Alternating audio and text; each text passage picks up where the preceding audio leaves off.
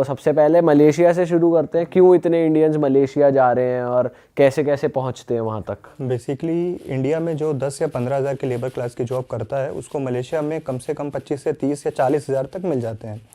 तो यहाँ से मलेशिया का वीज़ा लेना पहले थोड़ा सा मुश्किल था, बट अब मलेशिया ने वीज़ा फ्री कर दिया है, तो काफ़ी ज़्यादा लोग जा रहे हैं मलेशिया भी। बट यहाँ पे एक ये है कि एयरपोर्ट पे आपको स्टॉप कर लेते हैं, वहाँ से जिसको इंटरव्यू बेसिकली तरीके का होता है, अगर वो नहीं दे पाते हैं, सवालों का जवाब नहीं दे पाते हैं, तो उनको वहाँ पे बैठा के डिपोर्ट कर देते हैं। अच्छा, तो इसलिए लोग डोंकी रूट प्रेफर कर रहे हैं। डोंकी रूट प्रेफर करते हैं, जिसमें एक्सपेंसेस की अगर हम बात करें तो तकरीबन 1 से 1.5 लाख रुपए जो कि एजेंट चार्ज करते हैं, और ये बेसिकली इंडियंस भी करते हैं, इंडिया में बेसिकली पंजाब हरियाणा के, और बांग्लादेशी काफ़ी ज़्यादा करते हैं। तो बेसिकली बांग्लादेश का लोगों का क्या है कि ना तो उनको थाईलैंड का वीज़ा मिलता है और ना ही उनको मलेशिया का वीज़ा मिलता है, तो वो ये प्रेफर करते हैं कि बांग्लादेश से म्यांमार की डोंकी, म्यांमार से थाईलैंड की डोंकी, और थाईलैंड से मलेशिया की डोंकी। अच्छा, हाँ, इतना लंबा रूट उनका वहाँ से तो होता है। भाई ये भी रास्ता इतना ही रिस्की होता है? कैसे कैसे रूट बनता है ये? रास्ता ज़्यादा रिस्की नहीं होता, अगर कंपेयर करें मैक्सिको या पनामा का, उतना रिस्की नहीं होता है, बट बहुत रिस्की होता है, बिकॉज जो बांग्लादेशी होते हैं उनके लिए लॉन्ग रूट होता है, और वो 5 से 7 लाख रुपए पे करके इस मलेशिया के लिए जाते हैं। उनका ये मानना होता है कि भाई हमें अपनी कंट्री से निकलना है, तो फिर हम कैसे भी निकलें। भाई आप बता रहे थे कि जैसे आपने खुद क्लोजली एग्जामिन किया इन लोगों को, देखा जो इस रूट पे जाते हैं इंडियंस जो थाईलैंड के थ्रू मलेशिया जाते हैं, तो आपने और क्या क्या चीज़ें देखी वहाँ पे, थोड़ा बताओ।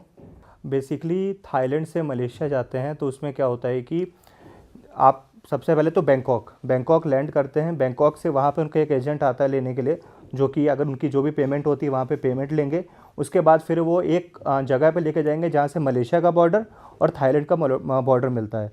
वहाँ पे आपको बैठाएंगे, 1 दिन भी हो सकता है, 2 दिन भी हो सकता है, 3 घंटे भी हो सकते हैं, 4 घंटे भी हो सकते हैं। फिर वो ये देखते हैं, जब मलेशिया में जो सिक्योरिटी है वो इतनी टाइट नहीं है, फिर वो वहाँ से आपको जंगल क्रॉस करवाते हैं, जिसमें जान का खतरा इतना नहीं रहता है, बट स्टिल रहता है। वहाँ पे जो लोग हैं, अगर हम अपने यहाँ से कंपेयर करें तो आज भी पुराने टाइम में रह रहे हैं। उन्होंने पूरे कपड़े नहीं पहने होते हैं, सिर पे उन्होंने पत्ते टाइप के लगाए होते हैं, और सिर पे लाइट लगा के, मतलब पुराने तरीके का एक आपको वही मिलता है, तो उनसे बंदे डर जाते हैं। तो ये जंगल के थ्रू ही पार करा देते बॉर्डर? हाँ, वो जंगल के थ्रू बॉर्डर पार कराते हैं, बट मलेशिया में जब आप एंट्री करोगे, फिर वहाँ से आपको बस के थ्रू उनका जो मेन कैपिटल है कोलालमपुर, वहाँ पे भेजते हैं। फिर वहाँ पे जाकर आप आज़ाद हो, आप अब जॉब ढूंढो, आप कुछ भी करो? नहीं, आज़ाद तो नहीं हो, बेसिकली आप इलीगल हो। अगर पुलिस आपको पकड़ लेती है तो पहले तो 2 साल की जेल होती है। अच्छा। फिर उसके बाद में आपको कुछ पैसा मंगाना होता है, टिकट खुद करनी होती है, और फिर आपको अपनी कंट्री वापस भेजते हैं। तो आपको अंदर ही रहना पड़ेगा, जिस एजेंट ने आपको भेजा है वही एजेंट आपका काम लगवाएगा। बेसिकली आप इलीगल हो, तो जब भी पुलिस पकड़ेगी तब आपको फाइन लगेगा और 2 साल की जेल होगी। तो मलेशिया ऐसा नहीं करता कि जैसे कनाडा क्या करती है कि, या यूएस ये करती है कि मोस्टली असाइलम दे देती है, फिर जब तक वो रहते हैं तब फिर वो उन्हें थोड़ी टाइम के बाद छोड़ देते हैं कि आप अपना काम ढूंढ लो, जैसे जो प्रोसेस होता है यहाँ पे वापस भेज देते हैं, ऐसा होता है? हाँ, मलेशिया में अगर आपको इलीगली पकड़ लेते हैं तो आपको वापस भेज देते हैं। असाइलम वगैरह बेसिकली यूनाइटेड नेशंस के रूल्स हैं, उसको फॉलो करना होता है। कुछ कंट्रीज़ करती हैं, कुछ नहीं करती हैं। जैसे कि अभी भी अज़रबैजान, जहाँ पे इंडियंस ज़्यादा हैं या जहाँ पे जो असाइलम क्लेम करता है वो ज़्यादा है, उनके लिए चीज़ पॉसिबल नहीं है। सपोज यही अगर इंडियन जाके किसी यूरोपियन कंट्रीज़ में करता है, डेवलप कंट्रीज़ में करता है, तो वहाँ पे ये चीज़ एक्सेप्टेड होती है। अच्छा, और कौन सी कंट्री के ज़्यादा फेमस है ये डोंकी रूट? जैसे थाईलैंड और मलेशिया का बताया आपने। थाईलैंड और मलेशिया के अलावा मोरक्को और स्पेन की भी डोंकी लगती है, मोरक्को से स्पेन की और मोरक्को से पोर्चुगल की। अच्छा। बेसिकली क्या होता था कि मोरक्को से कुछ टाइम पहले, 1.5-2 साल पहले तक वीज़ा लेना बहुत मुश्किल होता था इंडियंस के लिए, तो वो इजिप्ट से होके मोरक्को पहुंचते थे, और मोरक्को से और स्पेन का बॉर्डर जो है, बीच में एक नदी पड़ती है जो कि 8 किलोमीटर का सिर्फ डिफरेंस है। तो एक शिप के ज़रिए वो लोग, पहले एक स्टोरी है जो कि मुझे बताई थी मेरी सब्सक्राइबर ने, उसने बताया था कि हम 110 जनों की शिप, 110 जने उस शिप में थे, जबकि बैठने की कैपेसिटी जो थी सिर्फ 40 जनों की थी, और वो जा रही थी, रास्ते में उनकी शिप पलट गई थी। एंड वक्त पे वहाँ पे पुलिस वगैरह आई, उनको पता ऑलरेडी चल गया था, तो कुछ लोगों की वहाँ पे जान गई थी और कुछ लोग बच गए थे, जिनमें से वो बंदा भी था। अभी क्या कर दिया है मोरक्को ने, ई वीज़ा कर दिया है। अभी वीज़ा इतना स्ट्रिक्ट नहीं है, आपको पासपोर्ट और अपनी फ़ोटो चाहिए होती है, आप अपलोड करो और आप वीज़ा ले सकते हो, जस्ट एक दुबई की तरह। अच्छा, तो वहाँ पे आप लैंड करते हो मोरक्को में, और फिर क्या रूट रहता है?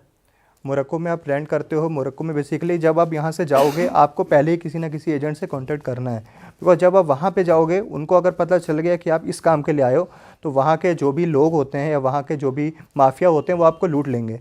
वो आपके पास जितने भी पैसा होगा कैश या आपको पकड़ के रखेंगे और आपसे घर से पैसा मंगवाएंगे, तो वहाँ पे फिर वो आपको छोड़ते नहीं है। चाहे ये मोरक्को में हो रहा है, फिर वो चाहे आप स्पेन पहुँच जाओगे, जो स्पेन का बॉर्डर एरिया है वहाँ पर भी चीज़ें होती हैं कि अगर उन्हें पता चल गया आप इलीगली आए हो तो आपको रोक ही लेंगे। अगर आप टूरिस्ट की तरह जा रहे हो तो भी रोक सकते हैं, वहाँ इतना माफिया है। अगर आप टूरिस्ट की तरह जा रहे हो तो आप वहाँ पे अलग आपका एक स्टैंडर्ड ऑफ लिविंग दिखेगा, अलग तरीके से आप दिखोगे। वो पहचान लेते कि यहाँ डंकी मार के आया या फिर नॉर्मल टूरिस्ट है। बेसिकली जो सरदार लोग होते हैं उन्होंने टर्बन पहनी होती है, उनके लिए ज़्यादा प्रॉब्लम होती है चीज़ की। ऐसा क्यों?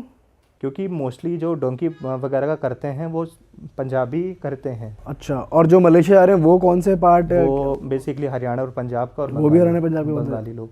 और स्पेन की क्या पॉलिसीज हैं, जैसे कोई पकड़ा गया है? स्पेन की पॉलिसी ये है कि अगर आप इलीगली आते हो तो आपको 3 साल रहना पड़ेगा उस कंट्री में, चाहे आप इलीगली रहो, छुप के रहो, कैसे भी रहो। फिर उसके बाद में 3 साल जैसे आप कंप्लीट कर ले तो आपको प्रूफ देना पड़ेगा कि मैं 3 साल इस कंट्री में रहा हूँ। तो आपने कहीं शॉपिंग करी, उसका बिल होना चाहिए, कोई आपके पास प्रूफ होने चाहिए कि आप 2-4 महीने के बाद के कि मैंने 3 साल रहा है। जैसे आप 3 साल रह लेते हो फिर आप वहाँ पे टीआरसी के लिए अप्लाई कर सकते हो। तो ये ऑफिशियल रूल है वहाँ का। भाई आप बता रहे थे कि जो लोग डंकी मारते हैं आप उनसे भी मिले हैं, जो डंकी लगवाते हैं, जो बीच के वो होते हैं उनसे भी आप मिले, तो वो लोग क्या बताते हैं बीच अंदर की कुछ इनसाइट्स आपको बताते हैं कि वो कुछ और नए किस तरह से वो लोग करवाते हैं, डंकी लगवाते हैं लोगों से? बेसिकली डंकी जो लगती है वो इंडिया से अगर बंदे जा रहे हैं तो इंडिया के उसमें कुछ पर्सन होते हैं जो कि मिले होते हैं, प्लस जिस कंट्री में फर्स्ट एंट्री हो रही है। सपोज़ अगर यूरोप की एंट्री हो रही है तो वो इजिप्ट में अगर हो रही है तो इजिप्ट में कुछ बंदे होंगे जहाँ से उनकी जान पहचान होगी, जिनको वो अगर यहाँ से 10 लाख लिया जा रहा है तो 10 लाख में से कुछ अमाउंट, सपोज़ 1 लाख रुपए, 1000 डॉलर में बेसिकली डील होती है, डॉलर्स में, वो उनको दिए जाएंगे इजिप्ट में। इजिप्ट वाला जो बंदा होगा वो किसी थर्ड कंट्री में आपको एंट्री करवाएगा, उसके पैसे लेगा। वहाँ पे जो बंदा होगा वो आपका मोरक्को तक पहुँचाएगा, उसके पैसे लेगा। फिर वहाँ का जो बंदा होगा वो कुछ स्पेन पहुँचाएगा, उसके पैसे लेगा। और स्पेन में पहुँचने के बाद में आपको किसी सबवे तक यानी बस स्टेशन तक या मेट्रो तक आपको छोड़ दिया जाएगा।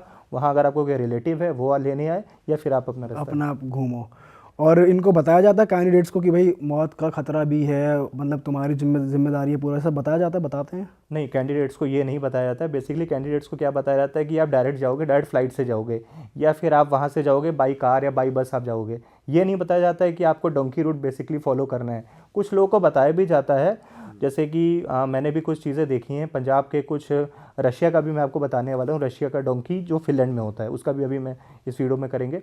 तो उनको बताया जाता है कि हम करेंगे, 12 से 15 लाख रुपए भी लिए जाते हैं, बट वो यहाँ पे इतने मजबूर होते हैं या उनका ये मानना होता है कि वहाँ पे हमें एक बेटर स्टैंडर्ड ऑफ लिविंग मिलेगा, तो कोई बात नहीं, थोड़ी सी। भाई रशिया का क्या बताने वाले थे आप, वो बता ही दो। रशिया का बेसिकली क्या है कि रशिया जो है वो बॉर्डर शेयर करता है। रशिया का कुछ पार्ट यूरोप में भी आता है, तो रशिया से बॉर्डर लगता है लाटविया का, एस्टोनिया का, फिनलैंड का। तो बेसिकली कभी कभी ऐसा होता है कि स्टिकनेस इतनी नहीं होती है रशिया और फिनलैंड के बॉर्डर पे। तो फिनलैंड बेसिकली शेंगन में आता है, और शेंगन में 26 कंट्रीज़ थी, फिर एक क्रोशिया ऐड हुआ और अब 2 कंट्रीज़ और ऐड ऑन हो गई हैं, रोमानिया, बुल्गारिया, 29 हो गई हैं। तो वहाँ से कभी कभी ऐसा होता है कि आपको स्टिकनेस ना मिले तो बॉर्डर खुद क्रॉस करवाती है, ऐसा मुझे सुनने को मिला था रशियन आर्मी। अच्छा, तो ये लोग कौन है जो रशिया में घुस रहे हैं? ये इंडियंस हैं या कोई और लोग? रशिया में जो घुस रहे हैं वो इंडियंस भी हैं, वो पाकिस्तानी भी हैं, वो नेपाली भी हैं, वो बांग्लादेशी भी हैं, वो अफ्रीकन्स भी हैं। भाई सिर्फ एशिया के लोग ही डंकी मारते हैं क्या, या और भी लोग और कंट्रीज कॉन्टिनेंट्स के भी लोग हैं जो इलीगली एक दूसरे देश में घुसते हैं?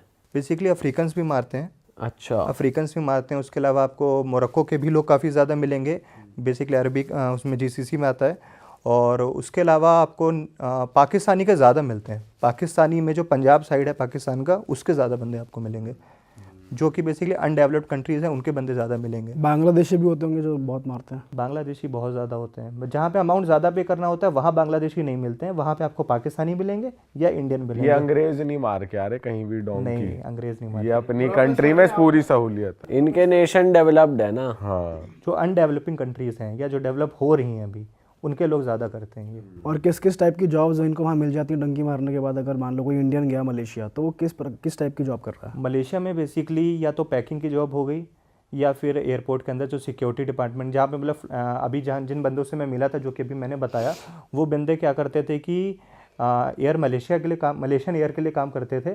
ऑफिशियली नहीं करते थे, उनकी फूड पैकेजिंग वगैरह, जैसे जो फ्लाइट्स में खाना वगैरह मिलता है हम लोगों को, उनका पैकेज करते थे। और उसके अलावा कंस्ट्रक्शन का काम होता है वहाँ पे, स्टोर्स वगैरह में काम होता है। सपोज़ कि बांग्लादेशी का स्टोर है वहाँ पे, तो अगर पैसा दे के वो उसके साथ भी काम कर सकता है। तो जो एजेंट है मतलब वो वर्क परमिट बनवा के दे रहा है और वो कुछ डॉक्यूमेंट्स भी बनवा के दे रहा है, उनके फेक डॉक्यूमेंट्स वहाँ नहीं, पे? एजेंट वर्क परमिट नहीं बनवा के दे रहा है, एजेंट सिर्फ आपको वहाँ पे पहुँचा रहा है। अच्छा। कुछ एजेंट्स जिनको पता होता है कि भाई ये फॉलो नहीं हो रहे रूल्स, इलीगली जाएंगे, कुछ बताते हैं कुछ नहीं बताते हैं, वहाँ पे सिर्फ आपको पहुँचा देंगे, काम पे लगवा देंगे। फिर उनके गवर्नमेंट के ऊपर है कि आपका वर्क परमिट 1 साल में मिलता है, 2 साल में मिलता है, 3 साल में मिलता है। बीच बीच में मलेशिया एग्ज़िट पास ओपन करती है, जैसे कि मलेशिया ने अभी कुछ टाइम पहले एग्ज़िट पास ओपन करे थे और 2024 के एंड तक ओपन थे। तो आप अगर इलीगली आए हो, किसी भी कंट्री से आए हो, किसी भी कंट्री के थ्रू आए हो, तो आप वहाँ से एग्ज़िट पास लेके 500 रिंगिट्स, जो कि 8 से 9 हज़ार फाइन होता है, वो पे करके जा सकते हो।